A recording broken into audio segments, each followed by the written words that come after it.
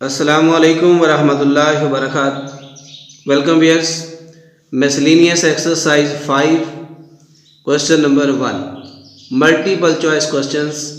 4 possible answers are given for the following questions. Tick mark the correct answer. मारूजी तर सवालात हैं, हर एक के 4 मुमकिन जवाब दिए गए हैं। दुरुस्त जवाब का हमने इंतखाब करना है। तो स्टेटमेंट 1 है हमारे पास, a collection of well defined objects is called. वाज़ेह अशिया के इज्तिमा को क्या कहते हैं? Subset, power set, set, none of these. So ये डेफिनेशन ऑफ सेट के मुताबिक ये क्या कहलाएगा? सेट कहलाएगा। Collection of well defined object is called set.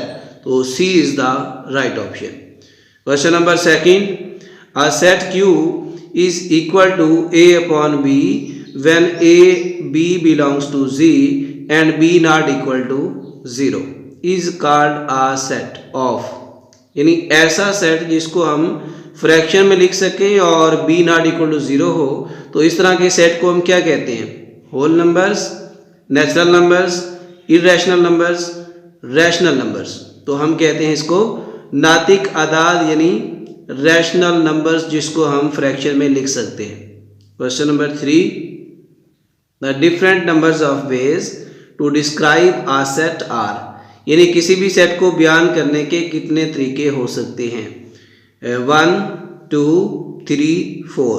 तो 3 यानी सी इज़ द राइट ऑप्शन। 3 तरीके हैं, बयानिया, अंदराजी और तरकीम सेट साज। तो 3 तरीक़ों से हम किसी भी सेट को बयान कर सकते हैं। क्वेश्चन नंबर 4 है, a set with no element is called. यानी ऐसा सेट जिसमें कोई भी एलिमेंट नहीं होता, उसको हम क्या कहते हैं?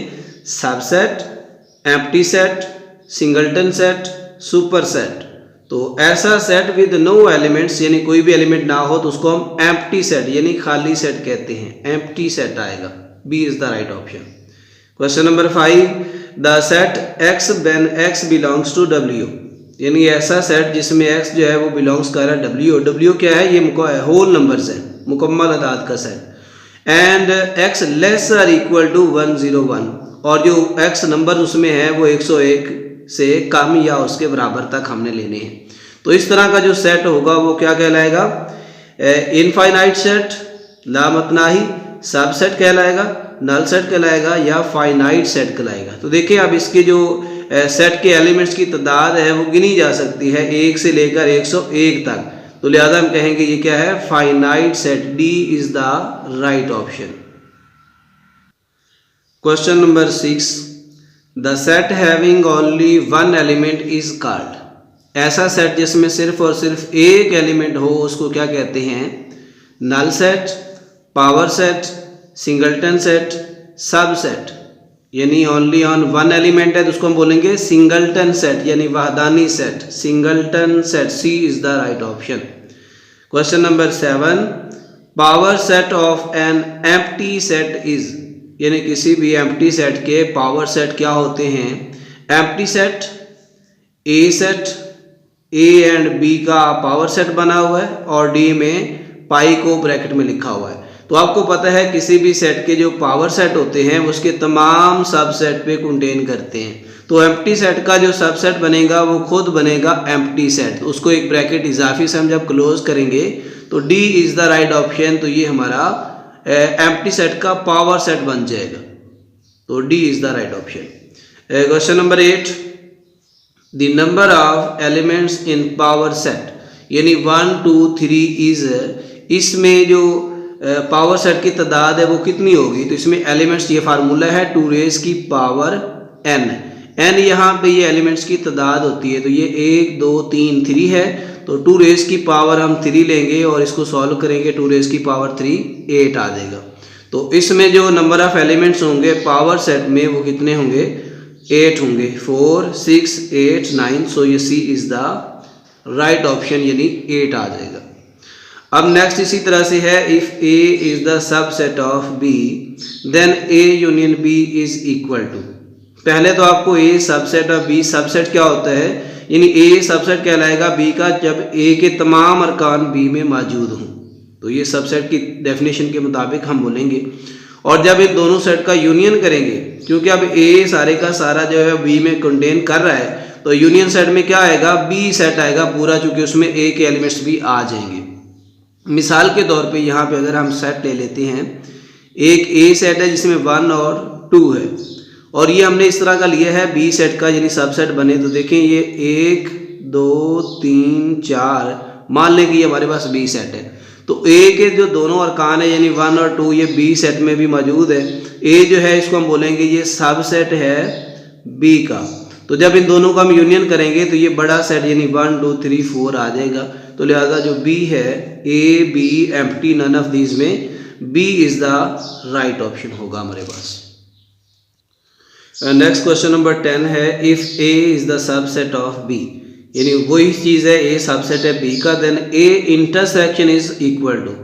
तो इंटरसेक्शन में कौन से एलिमेंट लेते हैं, कॉमन एलिमेंट्स। यूनियन में सारे आ जाते हैं दोनों के, जबकि इंटरसेक्शन में ए और बी के सिर्फ और सिर्फ कॉमन एलिमेंट्स होते हैं। मान लें उसी तरह ये अगेन ए सबसेट है हमारे पास बी का, तो जब हम इसको करेंगे ए इंटरसेक्शन बी, तो दोनों में जो कॉमन एलिमेंट्स हैं 1 1 है और 2 2 है, तो ये 1 और 2 ये आंसर आएगा, जो कि क्या है ए सेट के इक्वल है।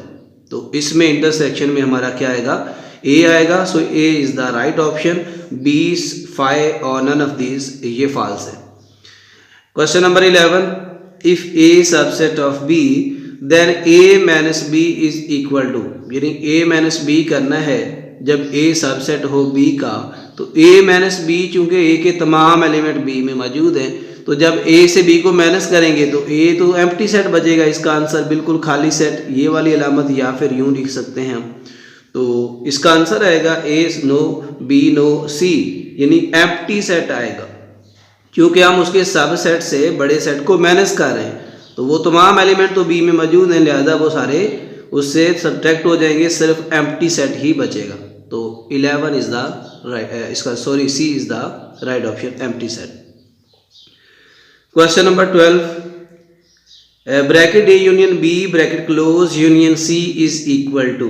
अच्छा, ये वाली जो स्टेटमेंट है ये है एसोसिएटिव लॉ ऑफ यूनियन, यानी यूनियन की खासियत तलाज़ुम, ये यूनियन की खासियत तलाज़ुम है। और इसकी ये जो ब्रैकेट की जगह है ये पहले ए यूनियन बी को इर्द गिर्द है, तो आप क्या करेंगे, फिर बी यूनियन सी कर देंगे, अलामत उसी तरह रहेगी। तो ये इंटरसेक्शन, यहाँ उसने बिल्कुल ऑपरेशन ही चेंज कर दिया है, फॉल्स है। A union B intersection, no. A intersection B intersection C, no. But ये C is the right, because A union bracket B union C, यहाँ से ब्रैकेट की जगह वो उसने बी यूनियन सी कर दी है। तो ये एसोसिएटिव लॉ यानी खासियत तलाज़ुम जो यूनियन की वो होल्ड करती है। तो ये C is the right option. Next question number 13 है, A union into B intersection C is equal to, यानी ये किसके बराबर होगा। अब ये एक्चुअली जो प्रॉपर्टी इसका नाम है distributive property of union over है इंटरसेक्शन, यानी खासियत तकसीमी है यूनियन की बिलहाज तकाते। तो इसको हम कैसे राइट करते हैं, ए यूनियन बी करेंगे और दरमियान में इंटरसेक्शन, फिर ए यूनियन सी लिखेंगे। तो देखते हैं उसकी डेफिनेशन के मुताबिक A union B bracket close, ये यूनियन अप्लाई हो गया बी के ऊपर भी और ए यूनियन सी के ऊपर भी, दोनों के दरमियान में ये आ जाएगी intersection. So A is the right option. तो मज़ीद आगे पढ़ने की ज़रूरत ही नहीं है। 14 हमारे पास है, if A and B are disjoint sets then A union B is equal to, यानी ए और बी डिसजॉइंट है, मतलब इनका कोई भी एलिमेंट कॉमन नहीं है। तो इनको जब यूनियन करेंगे तो ए और बी दोनों आएंगे, अकेला ए भी नहीं आएगा, ना तो बी आएगा ना एम्प्टी आएगा, बट दोनों के तमाम अरकान आएंगे। मीन्स ए यूनियन बी जो है वो इक्वल होगा बी यूनियन ए के, ये D is the right option होगा। और 15, question number 15, if number of elements in set A is 3 and in set B is 4, then number of elements in A cross B is. तो number of elements निकालने का formula है, ये elements की तादाद है, 3 क्रॉस 4 करेंगे तो 3 4 टाइम 12 आंसर आएगा। तो इसमें 3 4 12 और 7, तो 4 यानी C is the right option. 12 elements होंगे ए क्रॉस बी के अंदर, ए क्रॉस बी में 12 एलिमेंट्स आ जाएंगे। इसी तरह क्वेश्चन नंबर हमारे पास है 14, if number of elements in set A is 3 and in set B is 2, then number of binary relation in A cross B is। अच्छा, बाइनरी रिलेशन में होता है जब ए क्रॉस बी कर रहे हैं तो ए क्रॉस बी के तादाद आ जाएगी ए के एलिमेंट्स की और बी के एलिमेंट्स की 2 की पावर में, तो हम लिखेंगे 2 रेज़ की पावर, यानी बाइनरी इसमें ए के एलिमेंट्स की तादाद आएगी 3 और बी के एलिमेंट्स हैं हमारे पास 2, तो 3 2 टाइम कितना हो जाएगा, ये 2 रेज़ की पावर 6 हो जाएगा। तो यहाँ 2 रेज़ की पावर 3, 2 रेज़ की पावर 6, 2 की पावर 8, 2 की पावर 2, तो राइट ऑप्शन क्या है, 2 रेज़ की पावर 6। यानी जब बात करें बाइनरी रिलेशन की तो 2 की पावर में फर्स्ट एलिमेंट उसकी तादाद और सेकंड सेट के एलिमेंट की तादाद को मल्टीप्लाई करवा देना है। तो इस तरह ये 2 की पावर 6 जो है वो हमारे पास बाइनरी रिलेशन बनेगा, यानी 6 रिलेशन बनेंगे। Next option very important option है ये हमारे पास, the domain of relation 0 2 2 3 3 3 3 4 is, यानी इस रिलेशन की डोमेन हमने बतानी है, तो डोमेन क्या होगी। तो जैसा कि डेफिनेशन में हमने पढ़ा हुआ है कि रिलेशन में जो तमाम ऑर्डर पेयर हैं इनके फर्स्ट एलिमेंट्स के मिलाने से जो सेट बनेगा वो हमारा डोमेन होगा, यानी पहला जो एलिमेंट है वो डोमेन का एलिमेंट है। तो 0 2 3 3 3 3 2 बार है, तो 0 2 एंड 3, तो देखें 0 3 4 नो, 0 2 3 यस, 0 2 एंड 3 ये B is the right option, यानी पहले जो ऑर्डर पेयर के पहले एलिमेंट्स हैं फर्स्ट कोऑर्डिनेट है, इनको मिलाने से जो सेट बना है वो हमारा डोमेन सेट है। रेंज सेट क्या होता है, डेफिनेशन के मुताबिक ऑर्डर पेयर का सेकंड एलिमेंट को मिलाना है, हमने लेना है यहाँ पे रेंज में, तो ये 1 3 2 3 3 1 4 4 इज, तो ये बनेगा 1 2 3 और 4, ये तरतीब से अगर लिखे 1 2 4 नो, 3 2 4 नो, ये 1 2 3 4, तो ये C is the right option. तो इस तरह से हमारा ये C is the right. Question 19 है, point -1 and 4 lies in the quadrant, यानी -1 और 4 किस क्वाड्रेंट में लाइज कर रहा है। तो जिस तरह हमें क्वाड्रेंट का पता है, ये क्वाड्रेंट आप बनाते हैं, ये फर्स्ट क्वाड्रेंट है, ये सेकंड है हमारे पास, और ये थर्ड क्वाड्रेंट है, और ये फोर्थ क्वाड्रेंट है। तो फर्स्ट क्वाड्रेंट में क्या होता है, एक्स और वाई यानी पॉइंट दोनों पॉजिटिव है, सेकंड में एक्स नेगेटिव वाई पॉजिटिव हम लेते हैं, जबकि थर्ड में एक्स भी नेगेटिव वाई भी नेगेटिव होता है, और 4 में एक्स पॉजिटिव वाई नेगेटिव होता है। तो इस तरह से हम देखें, पहला एक्स नेगेटिव है, एक्स का पॉइंट वाई पॉजिटिव है, तो ये सेकंड क्वाड्रेंट में, यानी फर्स्ट में, सेकंड में, थर्ड में, 4 में, सो ये B is the right option, ये सेकंड क्वाड्रेंट में लाई करेगा। लास्ट क्वेश्चन है इसका, द रिलेशन 1 2 2 3 3 3 3 4 इज, यानी ये जो रिलेशन है ये क्या है, ये ऑन टू फंक्शन है, इनटू फंक्शन है, not a function, one function. तो देखिए जी, पहले तो हम इसका रिलेशन एक बना लेते हैं, पहले डायग्राम के जरिए मैं आपको इसकी वजाहत करता हूँ। तो इसमें हम क्या करते हैं, पहले डोमेन सेट लिख लेते हैं। इसमें डोमेन सेट है 1 2 3 3, यानी 1 2 3 एक बार लिखा जाएगा। डोमेन सेट के बाद लिखना है हमने रेंज सेट, वो बनेगा 2 3 और 4, 2 3 और 4 आ जाएगा।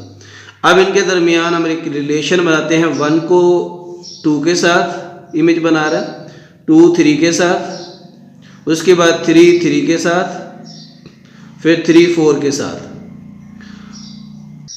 अब ये जो रिलेशन है इसको देखना है क्या ये फंक्शन है या नहीं। पहले तो हमने इसके ऊपर फंक्शन की डेफिनेशन अप्लाई करनी है।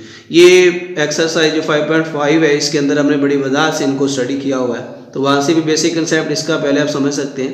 तो देखिए, फंक्शन की 2 चीज़ें रिक्वायरमेंट होती है। पहली बात ये कि जब भी हम रिलेशन बनाएं तो ये पहला सेट जो हमारा ए, इसको नाम दे लें, दूसरा बी है, तो ए के तमाम अरकान का इमेज जो है वो बी में बनना चाहिए, जो कि बन रहा है। पहली कंडीशन तो इसकी ये है। दूसरी कंडीशन फंक्शन की ये होती है कि उसका यूनिक इमेज होना चाहिए, लेकिन ये यहाँ पूरी नहीं हो रही। क्यों? 1 का तो ठीक है यूनिक है, 2 का भी यूनिक इमेज 3 है, जबकि 3 का यूनिक नहीं है, यानी एक नहीं बल्कि 2 इमेज बन गए हैं। तो इसलिए ये सेकंड जो सेट इसकी फंक्शन की कंडीशन है वो पूरी नहीं उतर रही उसके ऊपर। तो 3 के 2 इमेजेस बन रहे हैं बी में, तो दैट्स वाई आगे मजीद पढ़ने की कुछ कहने की ज़रूरत ही नहीं है। तो यहाँ पे हम कह सकते हैं कि ये कोई फंक्शन भी नहीं है, तो नॉट अ फंक्शन हम इसको बोलेंगे। तो इसका राइट ऑप्शन होगा नॉट अ फंक्शन, क्योंकि इसने फंक्शन की डेफिनेशन को भी पूरा नहीं किया। हाँ, ऑन टू की डेफिनेशन को देखें तो ऑन टू के लिए होता है, वो तो बात की बात है, लेकिन ये पहला स्टेप तो फंक्शन होना ज़रूरी है। तो ये फंक्शन ही नहीं हो रहा, तो बस आगे मज़ीद इसको डिस्कस करना फजूल होगा, तो बस यहाँ C is the right option. I hope कि आपको ये समझ आया होगा। Thank you for watching. अपने दोस्तों के साथ भी शेयर किया करें और कमेंट में अपनी राय का इजहार करें ताकि बेहतर से बेहतरीन हम अपने लेक्चर को बना सकें।